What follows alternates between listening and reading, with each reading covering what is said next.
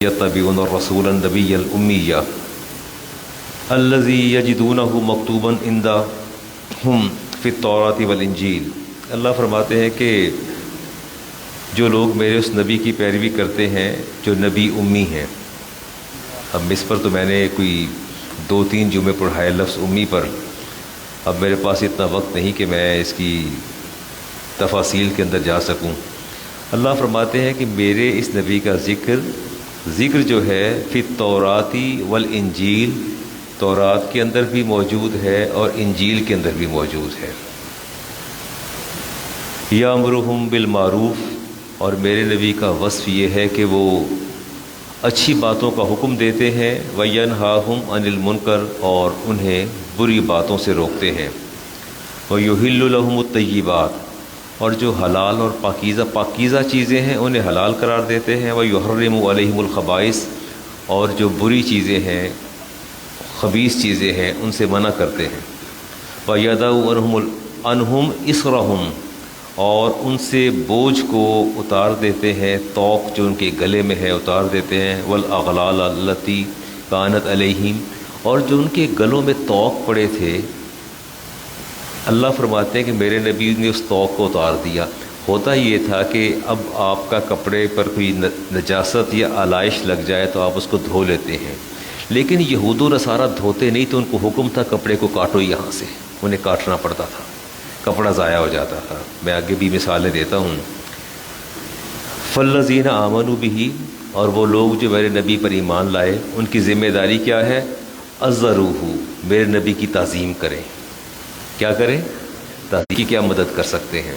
1500 سال گزر گیا ہے، کیا مدد کریں گے آپ مجھے بتائیے؟ وہ لوگ جو وہ موجود تھے آپ کی حیات طیبہ میں، ان کی تو بات آفتاب سمجھ میں آتی ہے، انہوں نے مدد کی، جہاد کیا، اتباع کیا۔ میں اور آپ کیسے مدد کریں گے؟ ہم نے مدد کرنی ہے اقامت دین کر کے۔ جو دین آپ لے کے آئے اس دین کی اقامت کیا ہے کہ ہم نے جس نبی کو آپ کے پاس بھیجا ہے۔ اچھا، یہاں میں لفظ رسول آیا اور نبی دونوں اکٹھے آئے، یتبعون رسول نبی اور رسول میں کیا فرق ہے؟ رسول جو صاحب شریعت ہوتا ہے، موسیٰ علیہ السلام اللہ کے رسول ہیں اور آپ کو کتاب بھی ملی، صحیفے یا کتاب جو ہے رسول کو ملتی ہے۔ موسیٰ علیہ السلام کی شریعت کو بڑھانے کے لیے اللہ تعالیٰ نے 4000 انبیاء بھیجے۔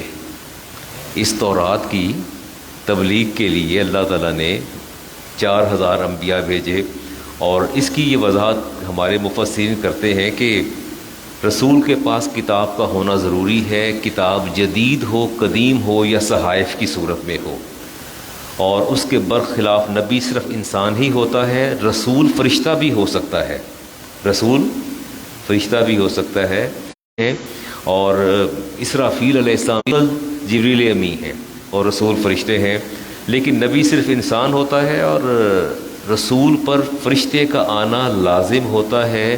نبی پر فرشتہ نہ بھی آئے وہی لے کے تو اللہ دل پر القاء فرما دیتا ہے، اور پھر نبی کی زبان پہ یہ چیزیں جاری ہو جاتی ہیں۔ میں اگلی بات لے کے چلتا ہوں جی۔ یہ وَيُحِلُّ لَهُمُ الطَّيِّبَاتِ، اللہ فرماتے ہیں جو اچھی چیزیں ہیں پاک میرے نبی آپ پر حلال کر دیتے ہیں، وَيُحَرِّمُ عَلَيْهِمُ الْخَبَائِثَ، اور بری چیزیں جو ہیں اللہ تعالیٰ کے نبی اس کو حرام کرتے ہیں۔ اچھا، آپ لوگ چربی استعمال کر لیتے ہیں، میں نے دیکھا بطور خاص ہمارے جو پختون کے علاقے کے لوگ ہیں وہ دمبے کا گوشت یا دوبی کرتے ہیں، اس کی چربی کو الگ نہیں کرتے، چربی ساتھ ہی ہوتی، اسی میں وہ پکا لیتے، الگ سے آئل اس کے اندر شامل نہیں کرتے۔ یہ یہود و نصارہ نے اپنے پر چربی کو حرام کر رکھا تھا۔ اللہ فرماتے میں نے حرام نہیں کی، یہ خود حرام کرتے ہیں۔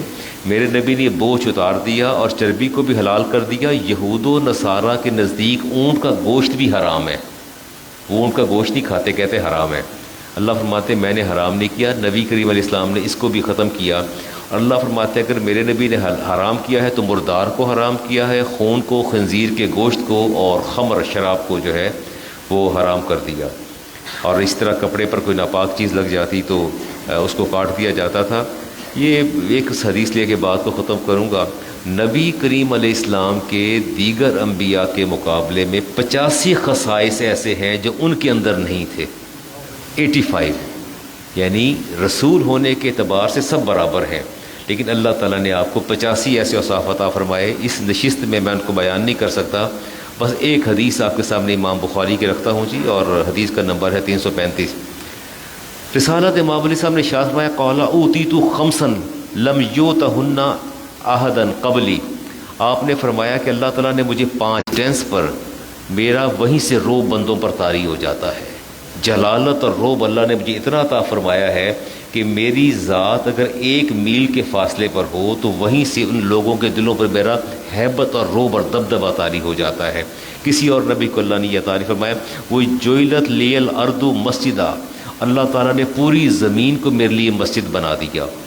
آپ فرماتے ہیں کہ جتنے بھی مذاہب الہامی مذاہب ہیں، یہودی اپنی عبادت سینیگال میں کرتے ہیں، اور عیسائی اپنی عبادت جو ہے وہ چرچز کے اندر کرتے ہیں، سکھ جو ہیں وہ اپنے گردواروں میں جاتے ہیں، ہندو اپنے ٹیمپلز میں جاتے ہیں. تو آپ نے فرمایا اللہ نے مجھ پر یہ کرم فرمایا کے لیے پاک کر دیا. اگر میرے امتی کو پانی میسر نہ آئے تو زمین کی مٹی کہیں بھی مل جائے وہ وہیں تیمم کرے گا اور نماز ادا کر لے گا. اللہ نے مٹی کو پاک کر دیا. ایون دیٹ اگر مٹی آپ کو نظر نہیں آتی، آپ کے کپڑوں پر گرد لگی ہے، یہ کرٹن ہے، آپ کے پردے لٹک رہے ہیں، ان پر مٹی ہے، تکیے کے اوپر مٹی کے آثار ہیں. تکیے پر زور سے ہاتھ مارے تو گرد کے ذرات اڑتے ہیں، خاک اڑتی ہے، آپ اس سے بھی تیمم کر سکتے ہیں. اور فرمایا فَأَيُّمَّا رَجُلٌ مِّنْ أُمَّتِي أَدْرَكْتُهُ الصَّلَاةَ فَلْيُصَلِّ. اور فرمایا جہاں میرا کی جنگ کے مقابلے میں مال غنیمت آیا، انبیاء پر حرام تھا، سب نبیوں پر حرام تھا سوائے میرے نبی کی ذات کے، اللہ نے حلال کر دیا. وَأُوتِيتُ الشَّفَاعَةَ، اللہ تعالیٰ نے مجھے شفاعت کبریٰ کا اختیار دیا کہ قیامت کو میں پوری امت کی، حتیٰ کہ میں دوسری امتوں کو بھی شفاعت کروں گا جو صاحب ایمان ہوں گے. وَكَانَ النَّبِيُّ يُبْعَثُ إِلَىٰ قَوْمِهِ خَاصَّةً. اور فرمایا ہر نبی اللہ نے ایک میں امام بخاری کی حدیث پڑھ رہا ہوں آپ کے سامنے، نمبر بھی میں نے بتا دیا آپ کو. فرمایا ہر نبی ایک قبیلے اور ایک لوکیلٹی کے اندر آیا ہے. فرمایا لیکن مجھے اللہ نے یہ اعزاز دیا وَبُعِثْتُ إِلَى النَّاسِ عَامًّا، میں اس زمین پر بہت زیادہ 85 خصائص ہیں ان کا. اب یہ آیت پھر آگے آ گئی قُلْ يَا أَيُّهَا النَّاسُ إِنِّي رَسُولُ اللَّهِ إِلَيْكُمْ جَمِيعًا.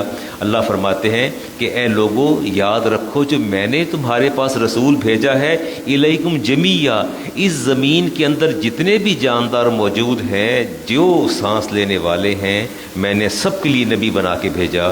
پوری کائنات حتیٰ کہ فرشتوں کے لیے بھی آپ کو اللہ تعالیٰ نے نبی بنا کے بھیجا. یہ وہ اوصاف اور اعزاز ہیں جو اللہ تبارک و تعالیٰ نے ہمارے نبی کریم علیہ السلام کو عطا فرمائے، اور ہم خوش بخت ہیں کہ اللہ تعالیٰ نے ہمیں اس نبی کی امت میں پیدا فرمایا.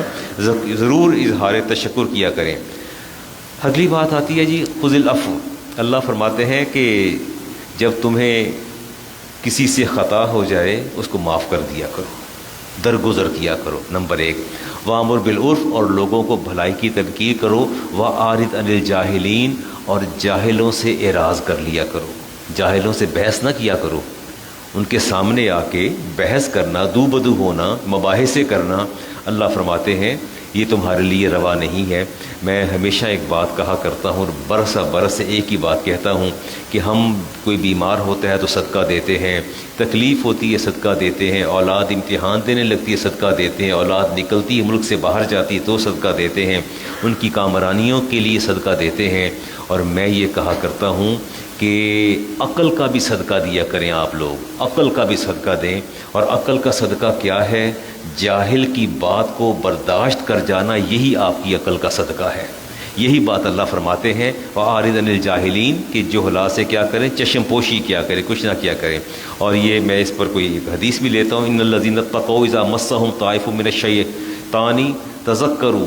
اللہ فرماتے ہیں کچھ میرے بندے ایسے ہیں کہ جب انہیں شیطان چھوتا ہے، مس کرتا ہے یا بہکاتا ہے تو اللہ فرماتے ہیں جو ہی میرا خیال دل میں آتا ہے ہم مبصرون، تو ان کی آنکھیں کھل جاتی ہیں. میں اس پر دیکھتا ہوں جی مجھے اگر وہ حدیث مل جاتی ہے تو حدیث میں آپ کے سامنے پیش کرتا ہوں.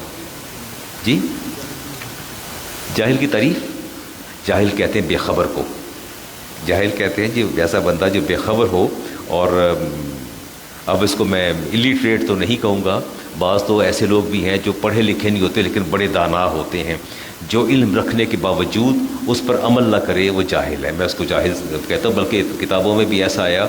اور میں ایک منٹ سے مجھے حدیث اگر مل جاتی ہے تو اس کی میں وضاحت کر دوں. جی یہ آ گئی حدیث میرے سامنے آ گئی. جی سیدنا عمر فاروق رضی اللہ تعالیٰ عنہ کے زمانے میں ایک شخص تھا، اور جب عشاء کی نماز پڑھ کے نکلتا تھا نا، یہ میں نے جو آیت پڑھی ہے، ان الذین اتقوا اذا مسهم طائف من الشیطان تذکروا، جب انہیں شیطان بہکا دیتا ہے اور جو ہی اللہ فرماتے ہیں میرا خیال دل میں آتا ہے ہم مبصرون، تو ان کی آنکھیں کھل جاتی ہیں. جب روز نماز عشاء کی پڑھ کے نکلتا تھا، ظاہر ہے دیر ہو جاتی ہے، تاخیر ہو جاتی ہے.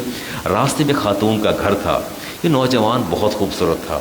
وہ ہمیشہ اس کو روکتی اور اپنی طرف مائل کرتی، اور یہ مائل نہیں ہوتے تھے. باہر وہ اپنی کوشش میں لگی رہی. بالآخر ایک دن وہ کامیاب ہو گئی، اور اس نے، میں حدیث آپ کے سامنے تاریخ دمشق رکھ رہا ہوں، اس نے ایک دن اس کا ہاتھ تھاما اور ہاتھ تھام کے اپنے دہلیز گھر کے اندر لے گئی. جو ہی اس تابعی نے اس گھر کی دہلیز کو کراس کیا، قریب تھا کہ عورت جو ہے اپنے مقاصد میں کامیاب ہوتی، اور اس کو ایک دم اللہ کا خیال آ گیا کہ یہ میرا رب دیکھ رہا ہے اور میں کس طرف جا رہا ہوں. اس نے ہاتھ چھڑایا، اور ہاتھ چھڑانے کے بعد باہر نکلا اور اسی صدمے سے بے ہوش ہو گیا کہ یہ میں نے کیا کام کیا. 2-4 دن نماز میں حاضر نہیں ہوا تو سیدنا عمر فاروق نے پوچھا، وہ نوجوان نظر نہیں آتا؟ عشاء کی نماز تو ہمیشہ باجماعت پڑھتا تھا، اب نظر نہیں آ رہا. لوگوں نے بتایا کہ جی اس کا تو انتقال ہو گیا. آپ تعزیت کے لیے اس کے گھر گئے، گھر تشریف لے گئے. اس کے والد سے پوچھا کہ تیرا بیٹا کیا ہوا، انتقال ہو گیا، مجھے بتایا ہی نہیں آپ لوگ. پھر اس کے والد نے بتایا، اس طرح میرا بیٹا جو ہے وہ گزر رہا تھا اور ایک خاتون اسے مائل کرتی تھی. بالآخر وہ مائل ہوا، گھر کے اندر بھی دہلیز کراس کی ہے، کوئی برا کام نہیں کیا، لیکن خوف خدا، خشیت الہی کیا، ان الذین اتقوا اذا مسهم طائف من الشیطان. اللہ فرماتا ہے جب انہیں شیطان تھوڑا بہکاتا، چھوتا ہے، مسم چھوتا ہے، چھوا تو انہیں میں یاد آتا ہوں، جب میری یاد آتی ہے تو ان کی آنکھیں کھل جاتی ہیں. تو والد نے بتایا کہ بہت روتا تھا کہ میں نے کتنا بڑا گناہ کر دی، اتنی بڑی غلطی کر دی، اور اسی صدمے سے اس کا انتقال ہو گیا.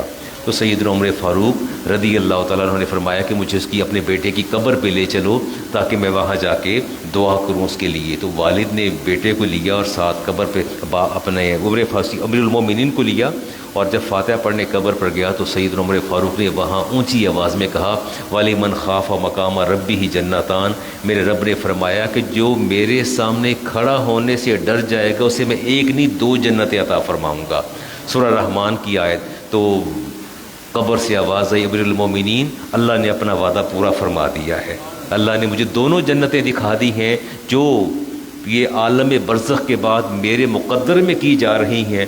اللہ نے دونوں جنتیں جو ہیں مجھے دکھا دی. یقیناً وہ لوگ جب انہیں برائی چھوتی ہے وہ دور ہٹ جاتے ہیں تو اللہ تبارک و تعالیٰ جو ہے انہیں ایک نہیں 2 جنتیں عطا فرماتا ہے.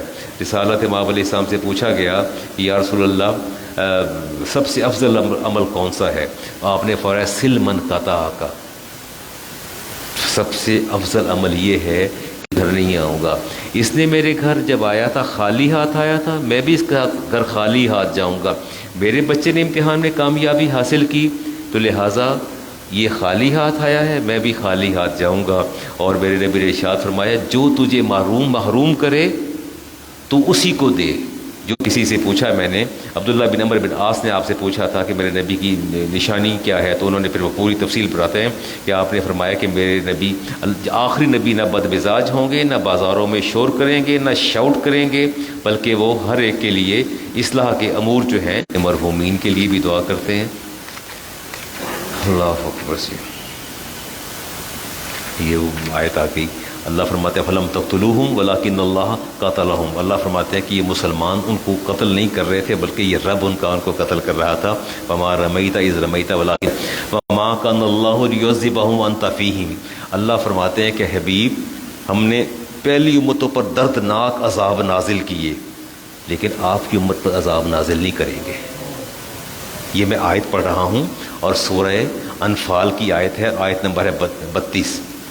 ہاں اللہ فرماتے ہیں ہم نے ہر امت پر عذاب نازل کیا، کسی کو نہیں چھوڑا میں نے، لیکن آپ رسالت قیامت تک ہے، اگرچہ آپ کا ظاہری وجود ان کے اندر نہ بھی ہو، موجود نہ بھی ہو ظاہری وجود، لیکن پھر بھی آپ ان کے اندر موجود ہیں، لہٰذا ہم آپ کی امت پر قیامت تک نہ انہیں بندر بنائیں گے، نہ خنزیر بنائیں گے، نہ رہا۔ اس کی وجہ یہ کہ میرے حبیب تمہارے اندر موجود ہیں، اپنی بارگاہ میں بخشش اور مغفرت طلب کرنے کو بعد میں رکھا ہے، اپنے نبی کی ذات کو پہلے